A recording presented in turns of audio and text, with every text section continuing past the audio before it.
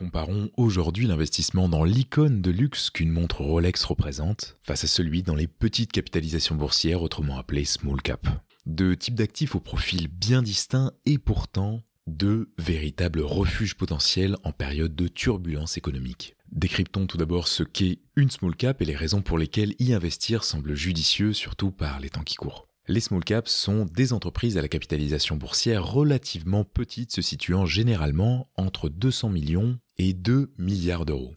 Ce sont des actions de petite taille dans l'échiquier boursier mondial. Mais elles prennent donc part à la classe d'actifs que les actions cotées en bourse représentent. Et il est à noter qu'historiquement, les actions sont la classe d'actifs la plus rentable du monde depuis 200 ans. Regardons ce graphique, la preuve est là. En effet, depuis 200 ans, les actions, inflation déduite, surperforment haut la main toutes les autres classes d'actifs, avec une performance annuelle moyenne de 6,7% par an. La deuxième place est attribuée aux obligations et aux bons du Trésor, dont la rentabilité propre est directement liée à l'intérêt de la dette associée, et dont la performance moyenne est d'environ 3%. L'avant-dernière position est celle de l'or, qui ne produit pas de valeur ajoutée, d'où sa faible rentabilité dans le temps. Enfin, le pire investissement est et restera toujours le cash, car l'État imprime plus de monnaie qu'il n'en détruit, ce qui induit de l'inflation. Mais où se positionnent donc nos small caps sur ce graphique ? Et la réponse est encore plus haut. D'après une étude de Fama et French de 1926 à 2015, les small caps orientés value ont surperformé le marché en moyenne de 4,8% par an. Rappelons tout de même que l'investissement value vise à déceler des entreprises sous-évaluées par le marché, ce dont nous parlons régulièrement sur cette chaîne. Et lorsque l'on superpose la notion de small cap à celle de l'investissement value, on obtient les small cap value. Des petites entreprises sous-évaluées capables de générer des retours sur investissement très largement supérieurs à la moyenne. Mais pourquoi ces actions sont-elles si rentables, Rémi, me demanderez-vous logiquement ? Investir dans les small cap value, c'est partir à la recherche d'un trésor enfoui. Et les avantages, comme vous allez le voir, sont nombreux, bien qu'ils s'accompagnent également de leurs propres défis. D'abord, ces trésors ont un potentiel de croissance extraordinaire. En tant qu'entreprise plus petite, elles ont souvent une capacité d'expansion bien supérieure à celle des grandes entreprises déjà bien établies, et parfois menacées par des régulations en raison de leur monopole. Imaginez ces entreprises comme des graines prêtes à germer. Avec les conditions adéquates, elles peuvent devenir de robustes arbres surpassant largement les géants actuels. Ces petites entreprises affichent également souvent des performances qui diffèrent clairement de celles des grandes entreprises, et c'est ce qu'on appelle la décorrélation. Imaginez une petite minute le marché boursier comme un ciel constellé de cerfs-volants. Les grandes entreprises sont alors comme d'énormes cerfs-volants influencés par les vents dominants. Et les small caps sont en revanche comme de petits cerfs-volants agiles.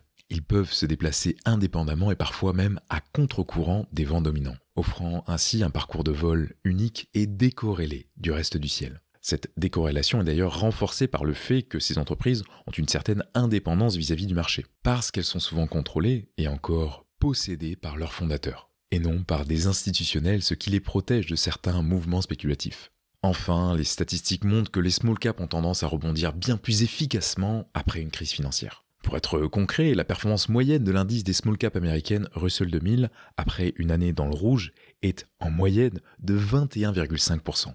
Maintenant, je ne vous ai pas encore réellement dévoilé l'attrait principal de cette classe d'actifs. Et celui-ci réside dans le niveau de liquidité de ces actions. Concrètement, la liquidité relativement faible des small caps constitue un réel défi pour les investisseurs professionnels, qui gèrent de grands volumes d'argent, créant ainsi une niche d'opportunité pour les investisseurs individuels que nous sommes, et qui peuvent prendre et vendre des positions sans perturber le marché d'une manière significative. Ainsi, les small caps sont souvent moins scrutés par les analystes et les grands investisseurs. Et tels des diamants cachés au fond d'une mine, elles sont plus susceptibles d'être sous-évaluées, offrant ainsi d'excellentes opportunités pour les chercheurs de trésors avertis. Prenons par exemple l'action Kinetic Development Group, dont je détaille l'analyse dans ma formation gratuite accessible en description. Le fait que cette entreprise soit une small cap avec une liquidité limitée dissuade les grands acteurs du marché que je côtoie d'y investir, ce qui offre ainsi une opportunité intéressante pour les investisseurs individuels. Pourtant, cette entreprise affiche un PER inférieur à 2 et un dividende de plus de 20% par an, le tout sans dette. Et avant de passer au Rolex, un autre exemple frappant que tu dois très certainement connaître est celui de Monster Brewery Corporation. Lorsque cette entreprise de production de boissons énergétiques fait son entrée sur le marché public, elle n'était qu'une toute petite entreprise sur la carte du marché. Cependant, entre 2003 et 2023, elle a suivi une trajectoire de croissance spectaculaire, avec une progression de plus de 71 900%. Et donc, tel un diamant brut découvert puis poli, elle s'est mise à briller bien au-delà des attentes de ses premiers investisseurs. Investir dans les small caps et surtout orienter value est donc une aventure passionnante qui peut offrir des récompenses significatives pour ceux qui sont prêts à vivre la volatilité associée. Rappelons maintenant ce qu'est une Rolex et pourquoi certains choisissent ce garde-temps comme support d'investissement. La Rolex, symbole suisse d'élégance et de précision, est en réalité bien plus qu'un simple garde-temps de luxe. Outre son statut d'accessoire haut de gamme, elle est aujourd'hui considérée comme un investissement financier viable. Les montres Rolex sont aujourd'hui réputées pour conserver, voire augmenter leur valeur au fil du temps. Cette conservation de valeur est attribuée à leur qualité irréprochable, à leur renommée mondiale indiscutable, mais aussi et surtout à la spéculation frénétique sous-jacente, conséquence directe d'une stratégie marketing brillante fondée sur la rareté. De plus, contrairement aux fluctuations souvent observées sur le marché, le prix des Rolex tend à résister aux crises économiques. Pour illustrer ce phénomène, prenons l'exemple d'un modèle iconique, The John Mayer Daytona. Au cours des 7 dernières années, son prix a connu une appréciation notable, passant de 22 925 $ à 109 900 $, soit une augmentation de 24,5% par an. Concrètement, en 10 ans, les modèles de la maison Rolex ont connu une performance cumulée moyenne d'environ 200%. Et certaines marques notables, telles qu'Audemars Piguet, ont connu un attrait spéculatif encore plus important, augmentant mécaniquement le patrimoine des détenteurs de ces joyaux. Maintenant, ce n'est pas une nouveauté. Historiquement, la joaillerie, et particulièrement celle ornée de pierres précieuses, a toujours été une réserve de valeur tangible et transportable en temps de guerre. Au Moyen-Âge, en Europe par exemple, les bijoux étaient couramment utilisés comme réserve de valeur et moyen d'échange. Ainsi, en période de conflit ou d'instabilité économique, ils pouvaient être troqués contre des biens essentiels. C'est pourquoi une Rolex n'est pas qu'une montre de luxe. Elle est aussi une forme d'investissement concret qui peut servir de bouée de sauvetage financier lors d'une crise économique. Mais passons maintenant à la question centrale, Rolex ou small cap, quel est le meilleur bouclier contre une crise économique ? La réponse conventionnelle serait de dire qu'il n'y a pas de réponse universelle à cette question, que tout dépend en effet de votre tolérance au risque, de vos objectifs d'investissement, de votre horizon d'investissement. Les small caps peuvent offrir un rendement plus élevé, mais elles comportent également des risques plus significatifs. D'un autre côté, une Rolex est une valeur plus stable et peut servir de refuge en cas de tempête sur les marchés financiers. Mais clairement, ce n'est pas mon point de vue. Avec un minimum d'honnêteté intellectuelle, voici 4 raisons qui, à mon avis, réduisent grandement la pertinence d'une Rolex en tant que réserve de valeur. Première raison, le fameux signe noir de Nassim Nicolas Taleb. En cas de crise financière réellement sévère, rien ne garantit qu'une Rolex conservera sa valeur. Et même si sa valeur reste stable, rien ne vous assure que vous trouverez un acheteur pour obtenir la liquidité dont vous pourriez avoir besoin. Lors de la crise asiatique des années 2000 à Singapour, un de mes oncles, conseiller en gestion de patrimoine pour milliardaires exerçant sur place, m'a décrit comment les gens vendaient à des prix dérisoires tout ce qu'ils possédaient pour tenter de sauver leur entreprise ou leur maison. La seconde raison est le manque fondamental de production de valeur ajoutée. Si le cigarettier Philip Morris International a vu sa valeur progresser de 17,2% par an depuis un siècle maintenant, c'est parce qu'en produisant des cigarettes quelques centimes et en les revendant quelques euros, il génère de la valeur ajoutée. Durant cette même période, qui est longue, je le reconnais, les actifs spéculatifs sans valeur ajoutée qui ont vu leur prix croître le plus rapidement, ce sont les tableaux de Van Gogh. Cependant, leur appréciation annuelle a été estimée à environ 13% par an, soit un taux bien inférieur à celui de Philip Morris International. Privilégions donc les actifs qui génèrent de la valeur ajoutée, parce que c'est la seule garantie d'une véritable augmentation de la valeur dans le temps du sous-jacent. Si, de leur côté, l'art et les montres peuvent être de belles passions lucratives, je le reconnais, en matière d'investissement, cela ne peut pas rivaliser à long terme avec un véritable actif créateur de valeur à long terme. La troisième raison, c'est sa fragilité. Et une Rolex, c'est fragile à plusieurs niveaux. Comme toute montre automatique, pour en avoir fait les frais, si vous la portez en jouant au golf, sa durée de vie sera fortement réduite. Si vous choisissez de la conserver dans un coffre pour qu'elle prenne de la valeur de ce coffre aura un coût.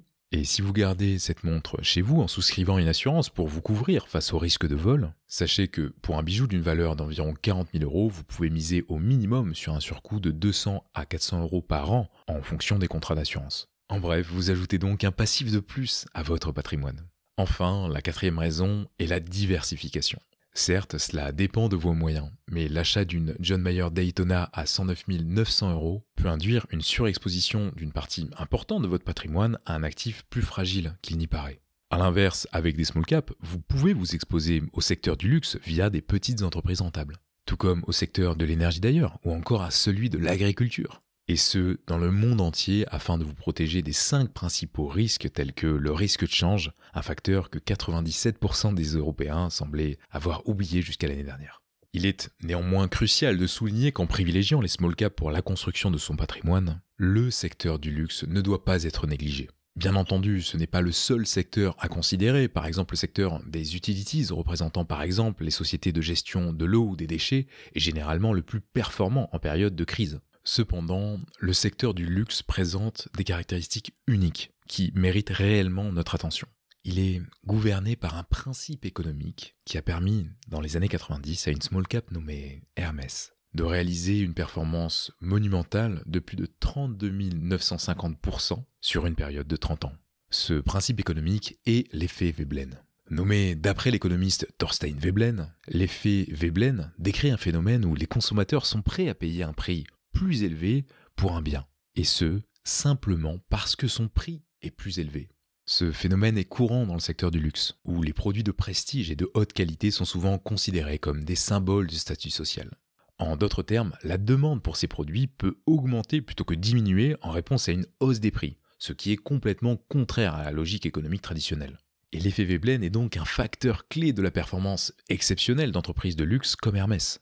C'est pourquoi il est important d'inclure le secteur du luxe dans une stratégie d'investissement équilibrée, même lorsqu'on privilégie les small caps. Et c'est précisément sur cet effet Veblen que Rolex s'appuie pour vendre ses montres. Et dans cette idée, il est plus judicieux de tirer profit de cet effet en se positionnant du côté des producteurs, c'est-à-dire des actionnaires que nous sommes, plutôt que des consommateurs. Malheureusement, Rolex n'est pas liée à une entreprise cotée en bourse. En fait, elle n'est même pas liée à une entreprise à proprement parler, car l'entité juridique qui soutient cette illustre maison d'horlogerie est une fondation. Cependant, si le secteur de l'horlogerie de luxe vous intéresse, il existe des alternatives. Par exemple, le groupe Richemont, propriétaire des marques de montres de luxe comme Cartier, Jaeger-LeCoultre ou encore Piaget, est une entreprise cotée en bourse. En conclusion, entre la Rolex et les small caps, comme tu pouvais t'en douter si tu es de ceux qui suivent par le long terme, mon choix est fait. Les small caps offrent une opportunité d'investissement bien plus attrayante en cas de crise, et avec une stratégie d'investissement bien conçue, elles peuvent offrir des rendements très significatifs tout en nous offrant une réelle protection contre les crises. Les montres Rolex, en revanche, bien qu'elles soient des objets de luxe reconnus mondialement, présentent réellement plusieurs limites en tant qu'investissement. Et c'est pour toutes ces raisons que je recommande toujours d'investir dans des actifs productifs tels que des entreprises qui ont la capacité de générer de la valeur ajoutée plutôt que dans des actifs spéculatifs sans valeur ajoutée. Cependant, il est bien évidemment important de noter qu'investir dans les small caps nécessite une compréhension approfondie des marchés financiers et des risques associés. Et dans cette idée, selon la date à laquelle tu visionnes cette vidéo, tu trouveras en description et en commentaire le lien d'une formation gratuite dans laquelle je constitue un portefeuille sous tes yeux. Libre à toi de la rejoindre si tu es de ceux qui investissent en bourse ou si tu souhaites le devenir. C'était Rémi sur Parlons Long Terme et on se dit à très vite mon ami.